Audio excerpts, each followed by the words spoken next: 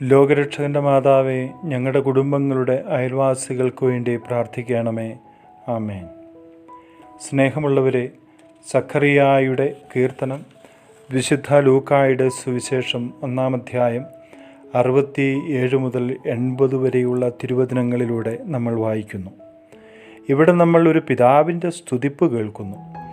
മൂകനായിരുന്നവൻ്റെ നാവിൻ്റെ കെട്ടഴിഞ്ഞപ്പോൾ ദൈവത്തെ സ്തുതിക്കാൻ മറക്കാത്ത മനുഷ്യൻ.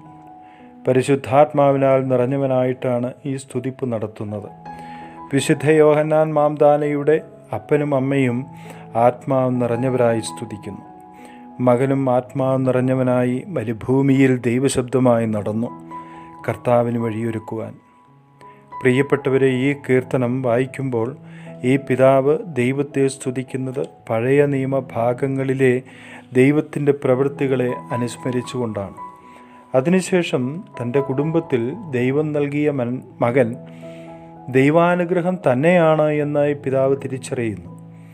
ആ മകൻ്റെ ജീവിത ദൗത്യവും തിരിച്ചറിഞ്ഞ് ആ ദൗത്യത്തെ ഓർത്തും ദൈവത്തെ സ്തുതിക്കുന്നു.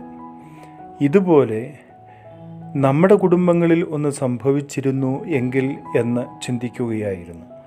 അപ്പനും അമ്മയും ദൈവീക പ്രവർത്തനങ്ങളെ സ്വന്തം ജീവിത ചരിത്രങ്ങളിൽ കണ്ടെത്തണം. ദൈവം നടത്തിയ വഴികൾ തിരിച്ചറിയണം. അതിൻ്റെ അടിസ്ഥാനം ദൈവവചനമായിരിക്കണം. മാത്രമല്ല, ദൈവം നമുക്ക് നൽകിയിരിക്കുന്ന മക്കൾ, ധനം, സ്ഥാനമാനങ്ങൾ, ആത്മീയത എല്ലാം ദൈവത്തെ സ്തുതിക്കുന്നതിന് കാരണമായി നമ്മൾ കണ്ടെത്തുന്നതാണ് യഥാർത്ഥ ആത്മീയത. മാത്രമല്ല, അവയെല്ലാം യോഹന്നാൻ മാംദാനയെ പോലെ ദൈവത്തിൻ്റെ പക്കലേക്ക് വഴിയൊരുക്കുന്നവയായിരുന്നു എങ്കിൽ എത്രയോ നന്നായിരുന്നു. സ്നേഹമുള്ളവരെ, നമ്മൾ ദൈവത്തെ സ്തുതിക്കുന്ന സ്തുതികീർത്തനങ്ങൾ ഉരുവിടുന്നവരാകണം. എങ്കിലേ ദൈവം മഹത്വപ്പെടുകയുള്ളൂ.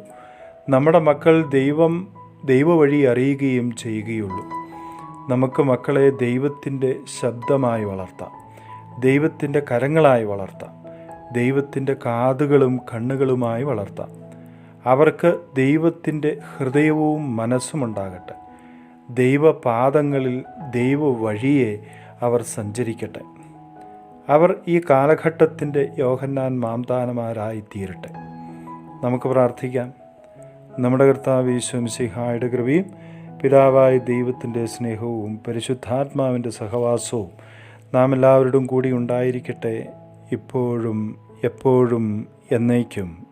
ആമേൻ. സ്നേഹപൂർവ്വം, ജോണച്ചൻ, പുൽക്കൂട്ടിലേക്ക്.